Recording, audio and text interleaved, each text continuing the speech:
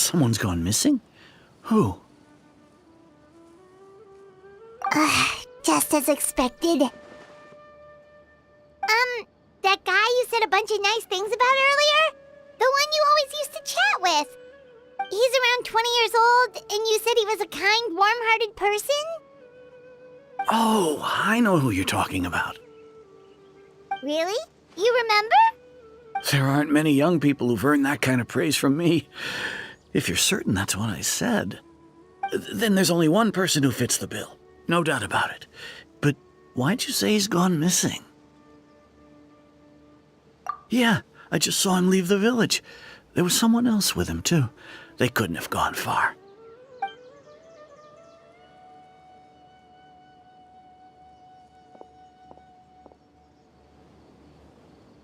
Strange. Bayram seems to remember him. And apparently he just saw him? Do you think maybe it's not that there's something wrong with people's memories, but that we've somehow returned to a time before he went missing?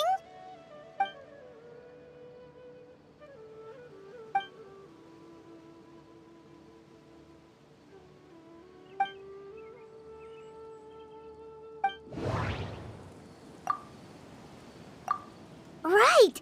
Paimon totally forgot about the ley line disturbances. We're in someone else's memory. Just like how you entered your sibling's memory last time. That would also explain why we seem to be at a time before he went missing. It's a memory after all. Right. If he's someone who only exists in people's memories, then we're finally on the same turf. But didn't Bayron just say that he saw him leave the village with someone? Where should we go look for him? Who knows how long this ley line disturbance is gonna last? We might not have that much time, and we don't even know whose memory this is. Good idea! That'll help us narrow things down. We pretty much figured out that the missing villager has the ability to... Right! That! Could we try to figure out more about him using what we know of his ability? Like, does it maybe leave a trace that would somehow give him away?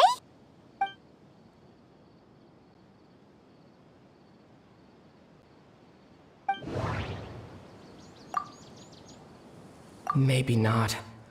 We don't have any way to prove whether certain memories were simply forgotten or never existed in the first place.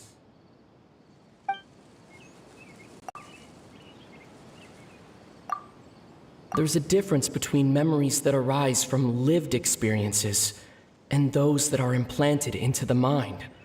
Perhaps it has something to do with time. No wonder! All this time and the sky hasn't changed a bit! That must mean time isn't passing! That's the tell of the fake memories!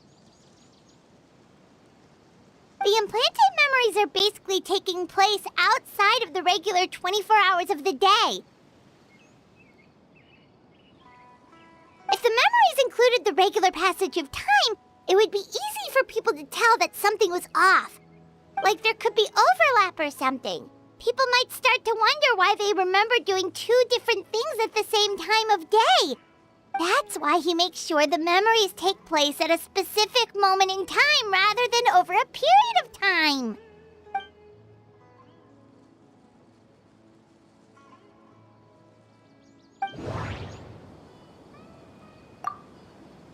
The color of the sky coincides with the moment in time she described. Dainsleif had memories implanted into his mind. Could it be that it's happened more than once? We thought Chief Amadea forgot about the missing villager, but it turns out we're at a moment in time before the village issued the commission.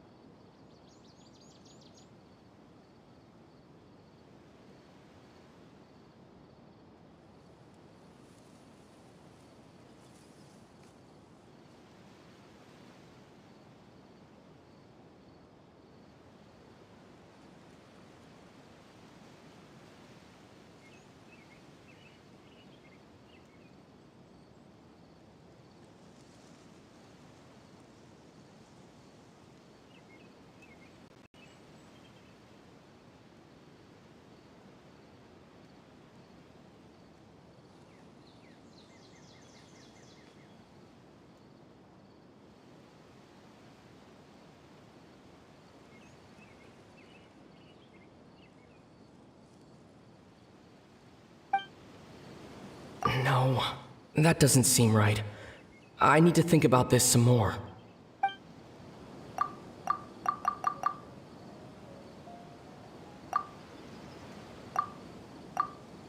No, that doesn't seem right. I need to think about this some more. Oh, right! That's exactly what Atosa described! Come to think of it, every time we talked, it always seemed to be around dusk, just like right now. Time always passed by really slowly. Even when it felt like we'd been talking for hours, the sun would still be at the same position in the sky. Yep, that has to be it! This is definitely Atosa's memory.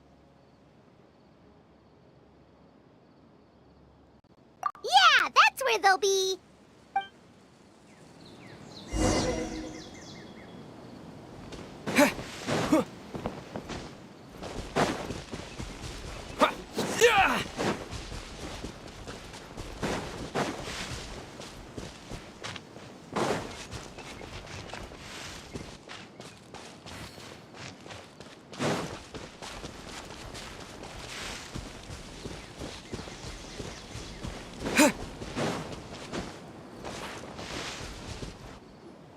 So, you see, Granny Jahiet was a mercenary when she was younger. She just talks like that out of habit. She's not trying to scare the children on purpose. Oh, there I go again. Always talking about my own things. Do you maybe have anything you want to share? It's okay if you don't. You could also just talk about what you think of me? Oh, I think you're an incredibly strong and thoughtful young woman. You'll meet many amazing people and live a very happy life. You won't miss someone like me. Huh? Are those your friends over there?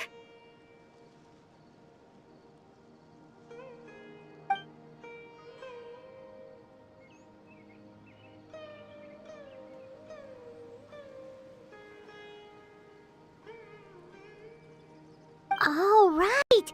This version of Atosa hasn't met us yet!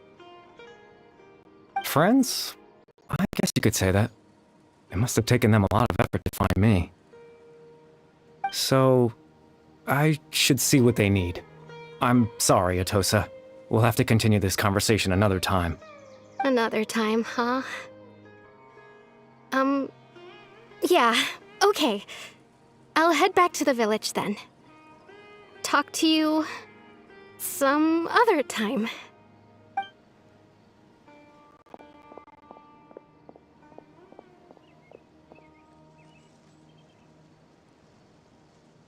It's nice to see you, Traveler. I believe this is the first time we've met.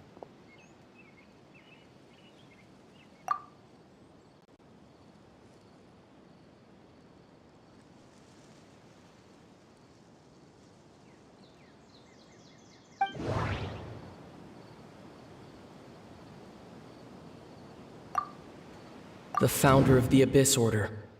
The man who broke the curse of immortality.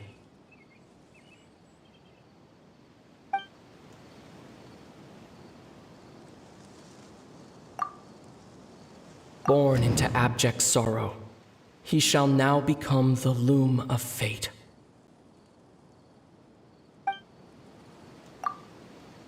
Dane's brother, one of the 5 sinners of Conria. The one who stole the power of the Abyss. No, that doesn't seem right. I need to think about this some more. No, that doesn't seem right. I need to think about this some more. You're Caribert Alberic. Oh, you know me? That's quite the surprise. I don't believe I've met you before. Oh, I see. It was the memory, wasn't it? Your sibling's memory. You saw the me from back then. This is Atosa's memory. I came here to say goodbye to her. But I suppose I'll just leave her a message instead. Come, let's find somewhere else to talk.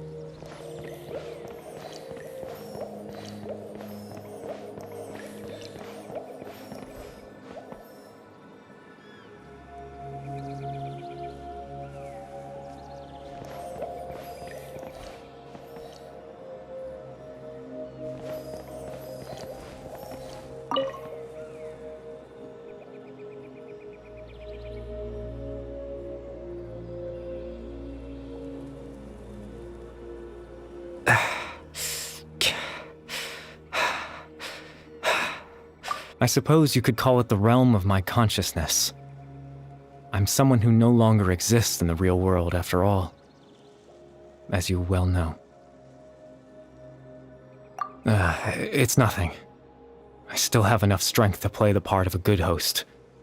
I've always hoped that I'd get the chance to talk to you like this, and now, the time has finally arrived.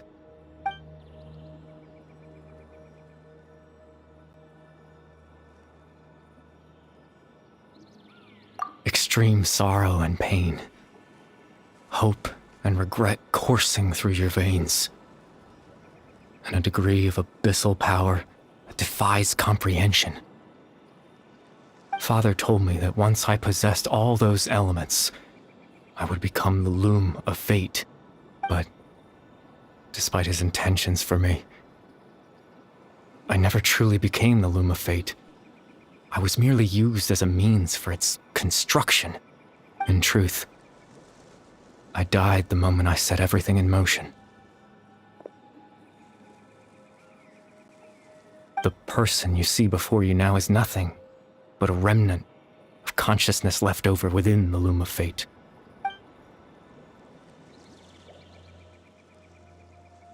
As for your question, the loom of fate is a device capable of weaving ley lines. In its primitive form, it can only be used to create and implant memories.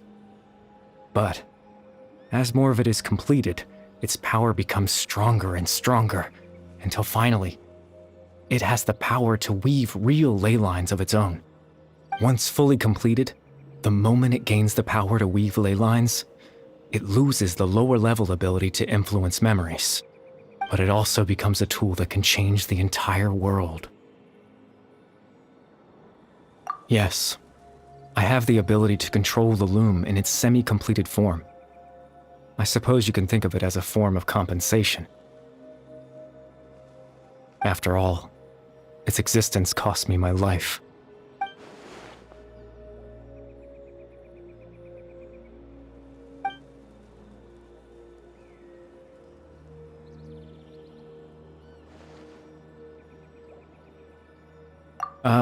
That. I was wrong to implant those memories. I'm sorry I caused so much trouble. Not only for everyone in the village, but for you as well. I just wanted them to feel like I once existed in this world. As if I had a chance at life.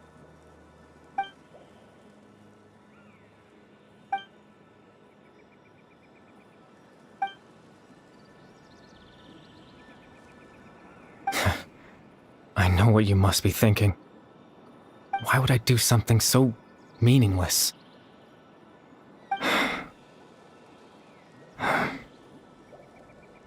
But I just couldn't accept it. I had to know what it would be like if I had my own life. What kind of person I would be. What other people would think of me.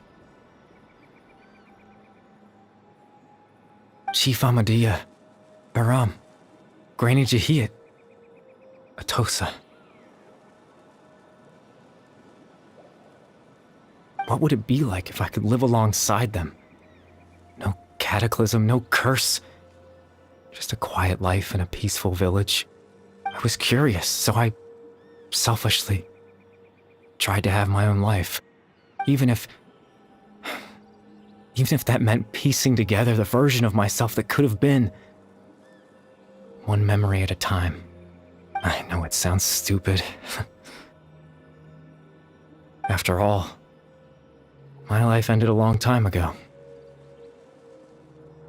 Any chance at living was stripped away from me when I was 8 years old. My consciousness left to mature in an illusory world of nothingness. Even the form you see before you was nothing but an invention based on my father's appearance.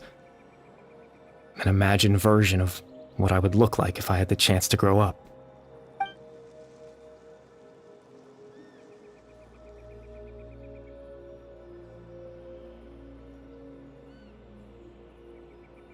I know. But there's nothing I can do to make them find me.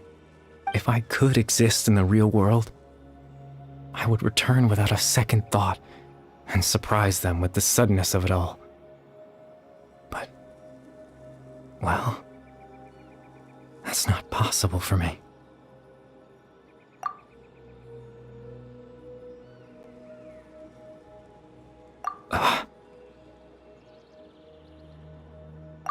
I know.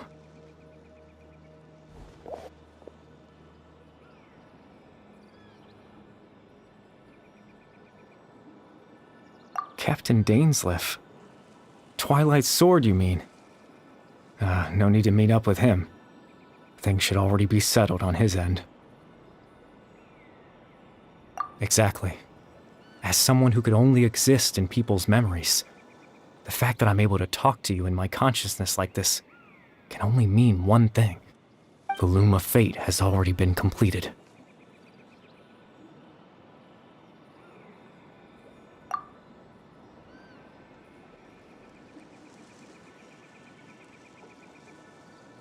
No need to worry about Captain Dainsleif. He's absolutely fine. The only reason he lost the eye was because I happened to guess exactly what he was planning. Captain Dainsleif has had the eye inside his body this whole time, hasn't he?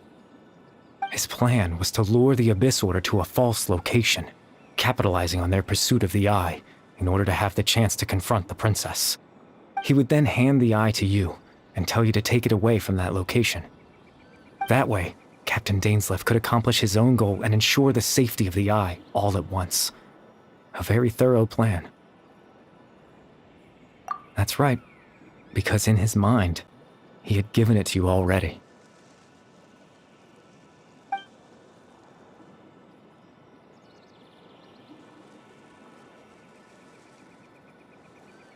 Before you two entered that false location. Traveler, wait.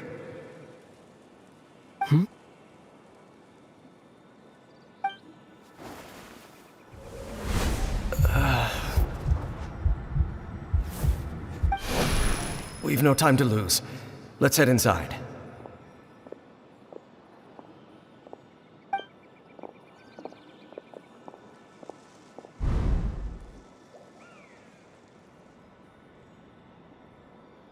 That was when I implanted the memory of him handing you the eye.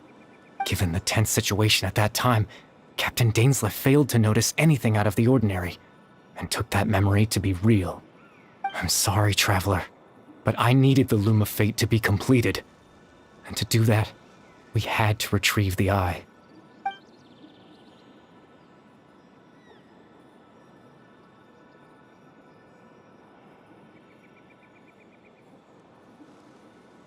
I promise I'm not trying to conceal anything from you, but I truly have no idea what the princess is planning.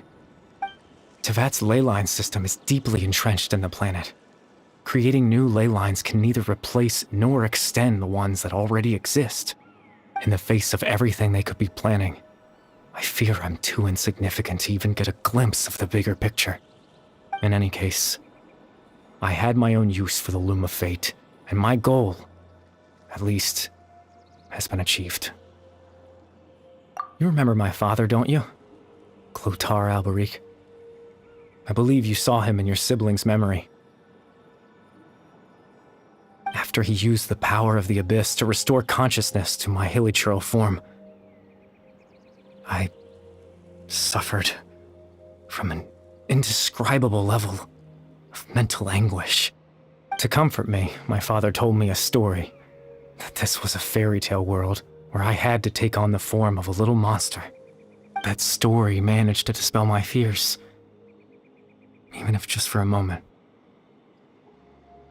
My goal was simple: to use the Loom of Fate in its near-completed form, when its ability to create memories was at its strongest, to implant a specific memory into the minds of the hilichurls.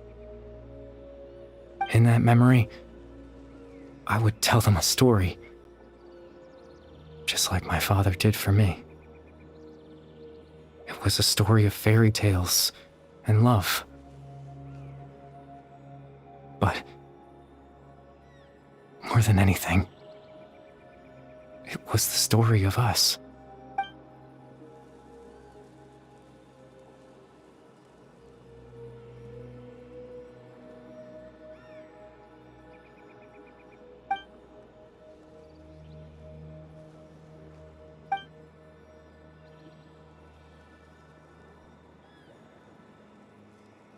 I can't change the world. Not when I lost the very right to exist within it. Implanting those memories, that was the most worthwhile thing I could offer. All that's left of my existence is a wisp of residual consciousness tied to the Loom of Fate. In truth, that trace of my consciousness should have dissipated long ago. My goal was the one thing that allowed me to hold on all this time. But now, the bedtime story is finished. And it's finally time to rest.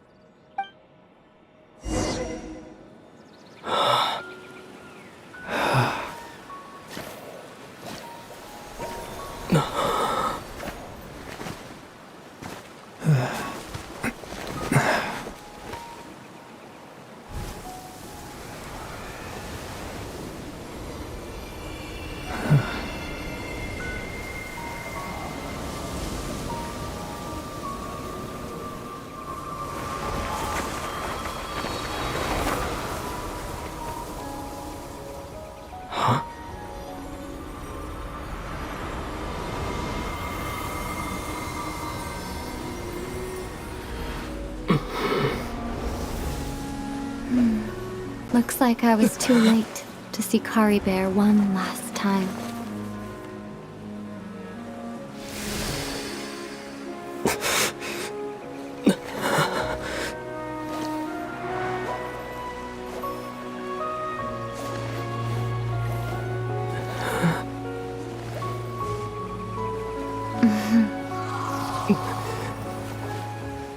Caribert's consciousness is gone, and this space will soon disappear along with it.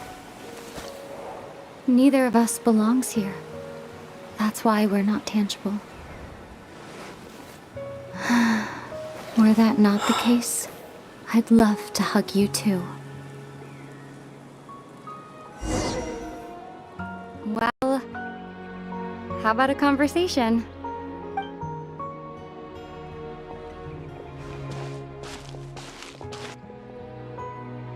The chance to just stop and talk like this is certainly not easy to come by.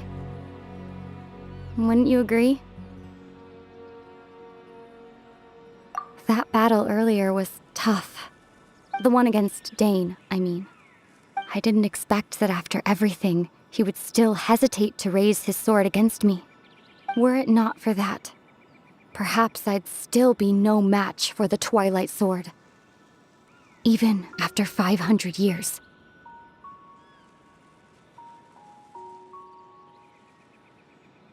The loom of fate, huh? I still haven't found a way to utilize it to its full potential. But there's still time before the heavenly principles awaken. Yes, for 500 years now, ever since the cataclysm in Conria, there's been no sign of activity. Not long ago, you witnessed the Hydro Archon destroy her divine throne. Yes? Such a flagrant disregard for the rules, and still Celestia took no action. I suppose that's proof enough of the Heavenly Principles situation. However, the Heavenly Principles will awaken. We just don't know when that will be, or what might trigger it. You could say that. Just look at Caribert. He was so pure and single-minded. The space we now find ourselves is a perfect representation of who he was.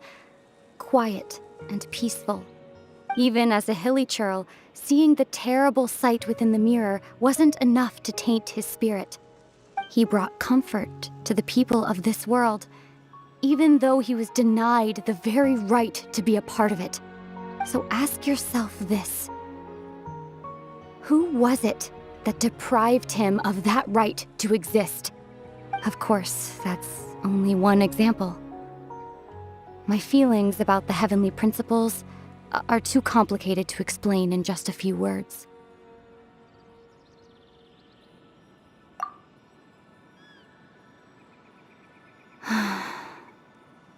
Ether?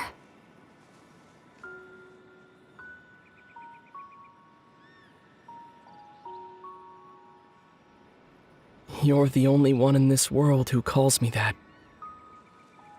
There's so much I wanted to ask you, but for some reason, I'm not interested in asking those questions right now.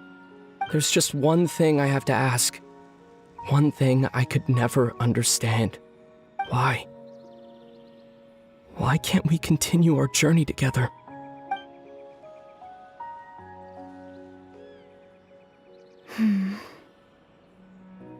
At the end of my journey, I arrived at a place known as the Sea of Flowers at the end. Do you remember? A long time ago, when we traveled between worlds together, you told me you wanted to find a place in the universe where that one flower was in full bloom. To have a place like that suddenly appear before me. Well, would you think of that as a coincidence? You mean... I miss you too, Ether.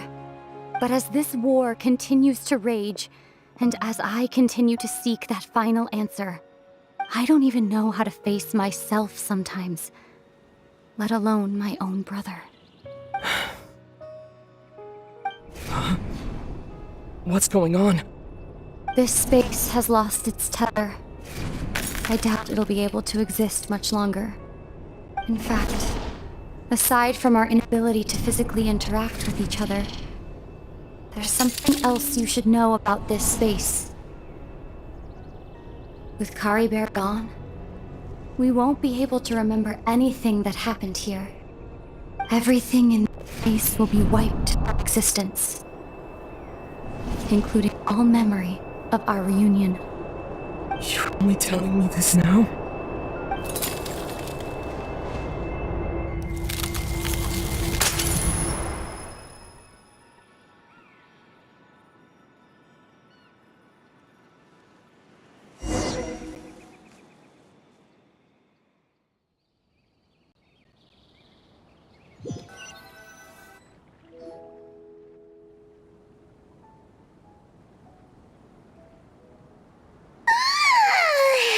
Still so sleepy. Paimon's head feels all fuzzy. Oh, Paimon woke up a little earlier than you, so Paimon will fill you in. The villagers said that they saw us sleeping near the village yesterday. They couldn't wake us up no matter how hard they tried, so they decided to just bring us back here. Oh, and Dane came by just now. It looked like he was injured. He didn't say anything, though. Just made sure that you were all right and left. Kinda seemed like he had a lot on his mind, but that's Dane for ya. Let's think for a second. We were in that memory, and we saw that guy you called Caribert. He was the missing villager that we've been trying to find, right? And after that, Paimon doesn't remember what happened. Wait, really? What a score!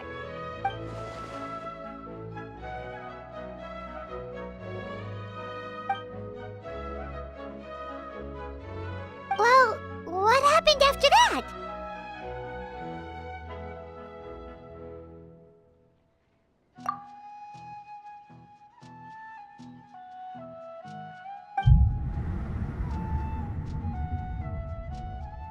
Ah, there you are.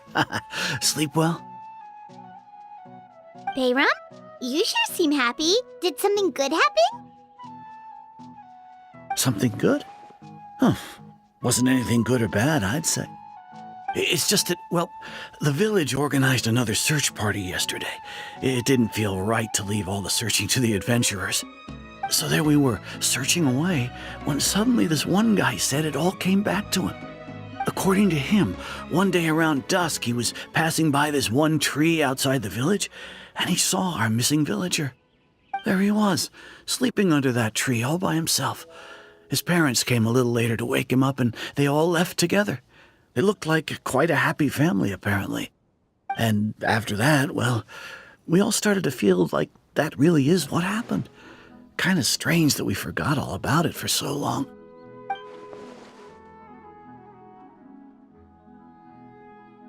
Oh, and we also remembered his name, Caribert. Now, that's not a name you hear every day. Would have been helpful if we remembered it sooner.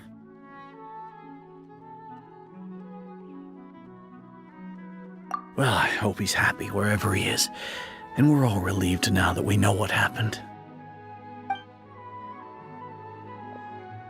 Seems like everyone thinks Caribert left the village. That's probably for the best.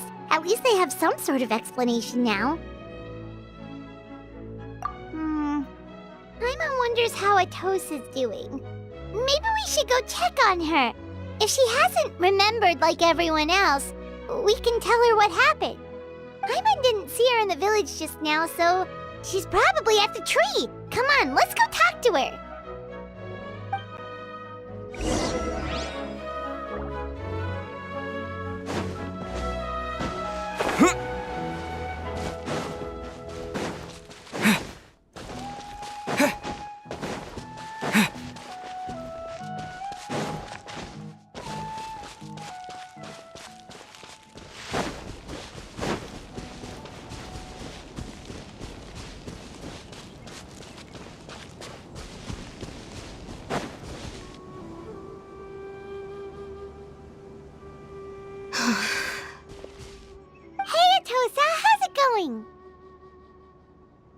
Oh, it's you two.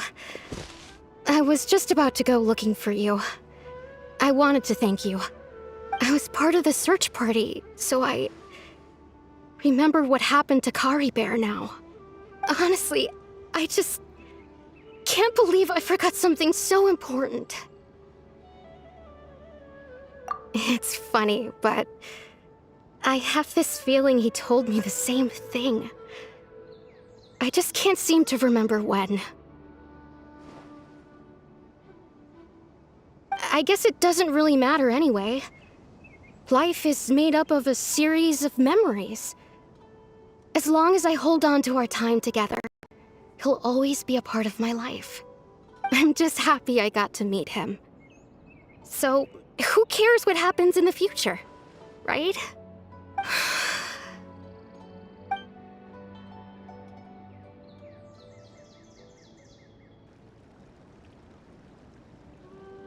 Okay, I'll admit, I'm just putting on a brave face. I was dumped, wasn't I?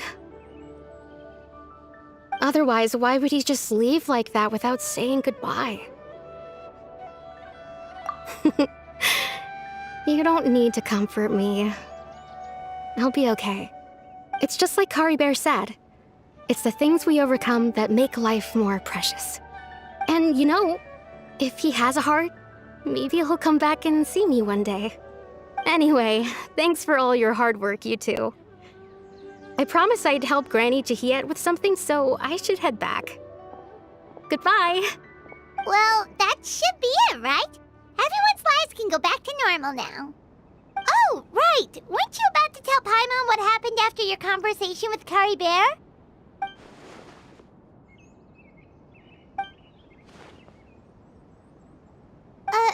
A picture? Where'd that come from? Let Paimon see.